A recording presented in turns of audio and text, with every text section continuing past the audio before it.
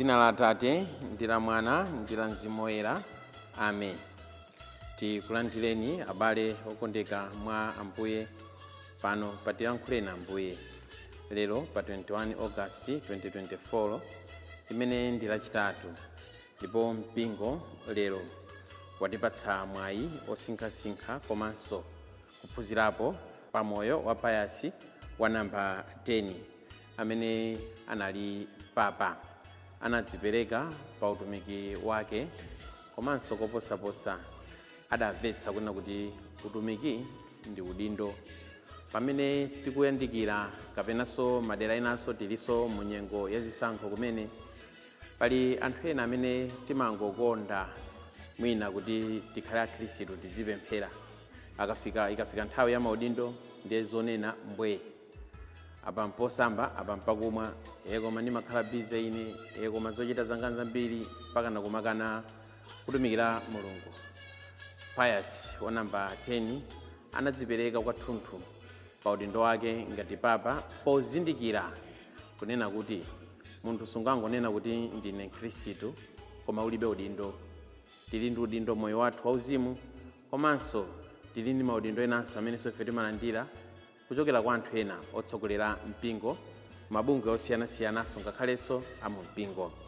Lero lachitatu mawu athu oyamba akuchokera mu buku la Ezekiel mutu 34 kuyambira ndime ya 1 mpaka na ndime ya 11. Amene akutiwerengera mawu oyamba ndi mmele Zakeyo wa Holy Childhood, utumiki wa ana, kuchokera ku Immaculate Conception Tunga Parish mu Archdiocese ya Blantyre. Uthenga wathu wabwino wa lero ukuchokera mu uthenga wa Mateyo mutu 20 kuyambira ndime ya 1 kulekezera ndime ya 16. Amene akutiwerengera mawu a mthenga wabwino komanso kutigawira mawu ndi Reverend Father John Enoch Kaliwamba, kuchokera ku Our Lady of Fatima Parish Salima mu Archdiocese ya Lilongwe. Abale ndi alongo mwa Ambuye, tiyeni tikhalire limodzi. Mawu oyamba. Mawu a m'buku la mprofeti Ezekieli. Pa nthawiyo Yehova anandipasira uthenga uwu wakuti, iwe mwana wa munthu, ulengeze mawu oyimba mlandu abusa a Israeli. Ulengeze, uwawuze kuti zimene akunena Ambuye Yehova ndizi: Tsoka kwa inu abusa a ku Israeli, amene mmangosamala za inu nokha. Kodi suja abusa amayenera kusamala nkhosa? Chambiko mmadya, saubweya mmavala, ndipo nyama zonenepa mumapha, koma nkhosa osasamala konse. Nkhosa zofowoka simudazilimbikitse, zodwala simudazichiritse, zopweteka simunazimange mabala ake, zosokera simunazibweze, ndipo zotayika simunazifunefune. Koma munkaziweta mozunza mwankha iwe, ndiye zinkangoti balala, poti panalibe m'busa.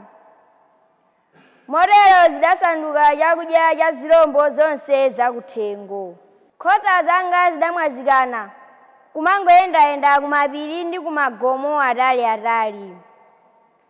Zidabalalika dziko lonse, popanda wina wozilondola kapena kuzifunafuna. Tsono abusa inu, tamverani zimene ine Yehova ndikukuwuzani. Pali ine ndemwe, nkhosa zanga zidajiwa ndi zirombo zakuthengo. Zidasanduka chakudya cha zirombo chifukwa chosowa abusa. Abusa anga sadalondole nkhosa zanga, ankangosamala za iwo okha, osasamala nkhosa. Chifukwa chake abusa inu, imvani mawu a ine Yehova, ndikuti ndayipidwa nanu abusanu. Ndizakulandani nkhosa zanga, simudzazidyetsanso. Ndizakuchotsani pa ntchito ya ubusa, kuti musadzasamalenso za inu nokha. Ndidzapulumutsa nkhosa zanga kukamwa kwanu, ndipo simudzazidyanso. Zimene ndikunena Ine Ambuye chauta ndi izi: tsopano nkhosa zanga ndidzazifunafuna ndekha mwini wakeni, ndipo ndidzazisamala. Mawu a Ambuye. Tithokoze Mulungu. Fanizo la antchito olembedwa pa nthawi zosiyana. Ambuye akhale nanu, akhalenso ndi mzimu wanu. Mawu a Uthenga Wabwino monga adalembera Mateyo oyera. Ulemu kwa inu Ambuye. Za ufumu wakumwamba tingazifanizire motere: munthu wina adalawirira mammawa kukalemba anthu okagwira ntchito m'munda mwake wampesa. Adapangana nawo kuti adzawalipira ndalama imodzi ya siliva pa tsiku, nawatuma ku munda kwake. Pa nthawi ya 9 koloko adapitanso nakapeza ena atangokhala khale pa msika osagwira ntchito. Adawawuza kuti, inunso pitani ku munda wanga wampesa, ndidzakulipirani moyenera. Iwowo adapitadi. Munthu uja adapitanso pa 12 koloko masana ndi pa 3 koloko nakachita chimodzimodzi. Pafupifupi 5 koloko madzulo adapitanso nakapeza enanso akungokhala. Adawafunsa kuti, bwanji mwangokhalakhala pano tsiku lonse osagwira ntchito? Iwowo adayankha kuti, chifukwa palibe amene watilemba. Iye uja adawawuza kuti, inunso pitani ku munda wanga wampesa. Dzuwa likulowa mwini munda uja adawuza kapitawo wake kuti, kawayitane antchito anga uwalipire. Uyambire amene alembedwa potsirizawo, utsirizire oyamba aja. Pamene adabwera olembedwa pa 5 koloko ya madzulo aja, aliyense adalandira ndalama imodzi. Tsono pamene olembedwa poyamba aja adabwera, ankaganiza kuti alandira pakulu, koma nawonso adangolandira aliyense ndalama imodzi. Ndiye iwowo polandira adayamba kuwiringula, adati, anzathu otsirizirawa angogwira ntchito kanthawi pang'ono, bwanji mwawapatsa malipiro olingana ndi athu, pamene ifeyo tachoka nayo ntchito tsiku lathunthu ndi chidzuwa chonse chija. Koma mwini munda uja adayankha mmodzi mwa iwo kuti, iwe, inetu sindidakubere ayi. Kodi suja tidapangana ndalama ya siliva imodzi? Tenga malipiro ako uzipita. Mwini wakene ndafuna kuti ndipatse olembedwa potsirizayo molingana ndi iwe. Kodi zinthu zanga ndisachite nazo monga ndifunira, kapenatu ukuyipidwa nawo ufulu wanga eti? Tsono Yesu adati, choncho amene ali oyambirira adzakhala otsirizira, ndipo amene ali otsirizira adzakhala oyambirira. Uthenga wa Ambuye. Ulemu kwa inu Ambuye Yesu Khristu. Kaganizidwe ka dziko lapansi kamatiuza kunena kuti iye amene ali oyambirira amayeneranso kukhalanso oyambirira kulandira zinthu zina zilizonse. Ndi chifukwa chake ngakhalenso munthu akamwalira ali wang'ono, anthu timadandaula kuna kuti sizidayende yayi, wapita adakali mwana. Chifukwa timaganiza kunena kuti imfa mmene imenera kuti ziyendera, iwo amene adabadwa koyambirira akuyenanso kuti amwalirenso koyambirira. Ngati zichamanena ena kuti first in first out, ndi maganizo amene anthu ena timakhala nawo amenewo. Ngakhalenso moyonso wamadalitsonso, anthunso timayembekezeranso malingaliro ngati amenewa, kuti mwina ine amene ndidabwera moyambirira mu ntchalichi muno, mu mpingo muno, ndikuyenanso kukhala naso mu guluso loyambiriranso kulandira nawonso madalitso, mwinanso ngakhalenso kulandiranso maudindonso kumene mumpingo. Koma lero Ambuye Yesu akutsutsana ndi malingaliro amenewa. Tikumva kunena kuti Ambuye Yesu akufotokoza za ufumu wakumwamba polingalira ndi antchito amene analembedwa pa nthawi zosiyanasiyana. Akunena kuti ena anawalemba mmawamu, ena chama 9 koloko, ena chama 12 koloko, ena chama 5 koloko madzulo. Koma anthu aja pamene amalemba ntchito amayembekeza kunena kuti atipatsa malipiro. Oyamba aja adagwirizana nawo malipiro amodzi. Ndiye mwini munthu uja kumapeto akapereka malipiro kwa anthu aja amene analemba motsirizira aja ndalama ya siliva imodzi. Ena aja kumaona ndipo ndikukhulupirira kuti amaona ndi chidwi kuti ngati awawo alandira imodzi ndiye kuti ifeyo tilandira yokulirapo. Anatapanga ngati masamutawo kuti ngati kagulu aka kalandira ndalama imodzi ndiye kuti mwina kagulu aka kalandira ndalama ziwiri, kenaka kagulu aka ndiye kuti kalandira ndalama zitatu, ndiye kuti ifeyo mwina tilandira ndalama 4. Koma akapezeka kunena kuti pamene mwini wake munda uja akubwera akuwapatsanso nawonso ndalama imodzi. Kodi uthenga wabwino wa lero ukutiphunzitsa chani? Phunziro loyambirira nkunena kuti za Mulungutu osadzayesera kudzifanizira ndi za dziko lapansi. Alipo anthu ambirimbiri amene mbuyo omwe amalimbikira kupemphera. Alipo anthu ambirimbiri amene mbuyo omwe anali odzipereka pa Chikhristu chawo koma adakhumudwa, adasiya. China chimene chimawapangitsa anthu kuti asiye chonsecho mbuyo omwe anali odzipereka, china chimene chimawapangitsa anthu kuti akhumudwe chonsecho mbuyo omwe anali odzipereka, chifukwa chofanizira kaganizidwe ka zinthu za dziko lino lapansi ndi za Mulungu. Zinthu ziwiri zinthu zosiyana.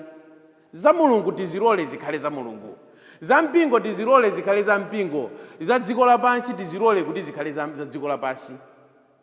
Mukadzayamba kusiyanitsa zimenezi simudzakhumudwa pa utumiki wanu, simudzakhumudwa pa Chikhristu chanu. Mwinatu ndinabwerera mbuyo, mwinatu munabwerera mbuyo chifukwa munkaona ngati kuti kuchali chikuja akupatsani ulemu umene amakupatsani m'mudzi muja. Mmaona ngati kuti kuchali chikuja adzikulemekezani ngati mene amakulemekezerani ku ofesi kuja. Mumaona ngati kuti kuchali chikuja mwina akupatsani malo aulemu ngati mene amakupatsirani ku nyumba kuja. Osadzayesera kuphatikiza. Ndino abambo ku nyumba mulole kuti kuchalichi mukhale Mkhristu. Ndino bwana ku ntchito mulole kuti kuchalichi mukhale Mkhristu. Mukadzayamba kusiyanitsa zimenezi, tikadzayamba kusiyanitsa zimenezi, ndi pamene tsopano Chikhristu chathu chidzayende mu njira yoyenerera ndipo sitidzakhumudwa ndi china chilichonse. Awatu akukhumudwa chifukwa chonena anzawa alandira ndalama imodzi, nawonso alandiranso ndalama imodzi. Kenaka phunziro lina limene ife tikuphunziranso mu uthenga wathu wabwino wa lero ndikunena kuti anthu awa amene anali kuyembekeza kunena kuti ifeyo tilandira ndalama yayikulu akuyimiriranso inu, akuyimiriranso inenso. Anthu awa atalandira ndalama yawo inaoneka ngati kuti si ndalamaso ayi. Chifukwa chani sidaoneke kuti ndi si ndalamaso? Chifukwa chonena kuti amafanizira ndi ndalama ya ena. Ayiwala kuna kuti yawoyo ndi ndalama ndithu. Koma ikuoneka ngati kuti ndi malipiro osayenerera chifukwa chonena akufanizira ndi malipiro awo. You know what? Moyo munomu Mulungu amadalitsa. Moyo munomu Mulungu adakudalitsani. Koma mwina madalitso amene Mulungu amandipatsa ine, koma mwina madalitso amene Mulungu amakupatsani inu, mukadzayamba kuwafanizira ndi madalitso awo, anu osadzaonekanso ngati ndi madalitso. Mulungu adatidalitsa mu njira zosiyanasiyana. Koma mwina timalephera kuona madalitso amene watipatsa Mulungu potidzutsa ndi moyo, nkumaona ngati kuti kwa aneba akuwadalitsa bwino chifukwa kuti pancha pawo payima galimoto. Bwanji malo moyang'ana za kwa aneba tiyang'ane madalitso amene Mulungu watipatsa, ndipo tikakhazikika pa madalitso amene Mulungu watipatsa tidzaonadi kuti Mulungu akutidalitsa. Ambiri mwa ifetu mwina Mulungu anatidalitsa ndi banja, koma mwina timaoneka ngati sitili pa banja, nkumadandaula chifukwa kuti timaona mkazi wako aneba, timaona mamuna wako aneba, nkumanena kuti naninso anakandipatsa mwina mkazi wonenepa. Anuwo ndi madalitso ndithu. Akuoneka ngati kuti si madalitso chifukwa chakuona kuti maso anu mwayika pa madalitso anthu ena. Bwanji maso anu akhazikike pa madalitso amene Mulungu akupatsani. Siliva imene muli nayoyo ngakhale ili imodzi idzaonekabe kuti ndi ndalama chifukwa chonena kuti maso anu akhazikika pa madalitso anu, manja anu agwiritsitsa madalitso anu. Kenaka uthenga wabwino wa lero ukutiphunzitsanso kunena kuti tizitha kusiyanitsa za Mulungu amene ali wachifundo komanso za Mulungu amene ali wachilungamo. Mulungu amene ali wachifundo ndi Mulungu amene ife sitingamuyikire mipanda ayi. Chifukwa choti chifundo cha Mulungu chimafikira pa wina aliyense.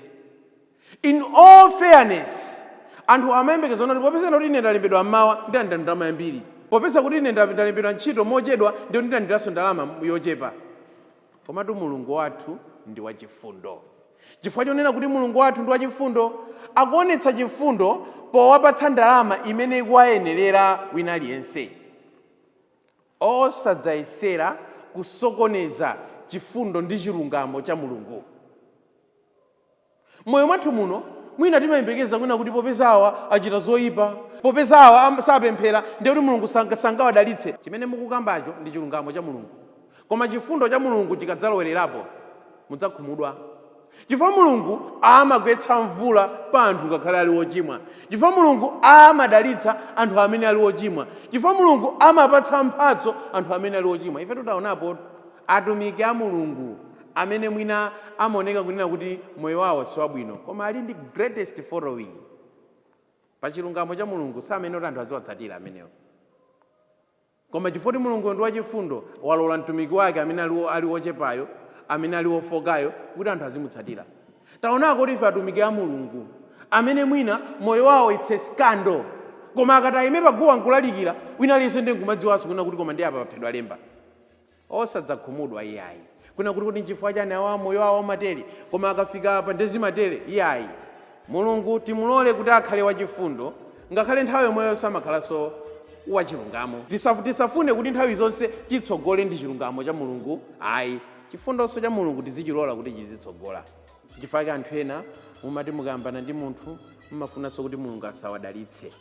Chifukwa anthu ena mukakhala pachidani ndi nzanu mumafunanso kuti Mulunguso akhalenso pachidani ndi iwo aja. Chimenecho chingatokhala chilungamo chanu. Nanga chilungamo cha Mulungu chili pati? Chilungamo cha Mulungu amawadalitsa anthu oterowo, chifukwa chakuti nawonso ndi ana ake. Amen.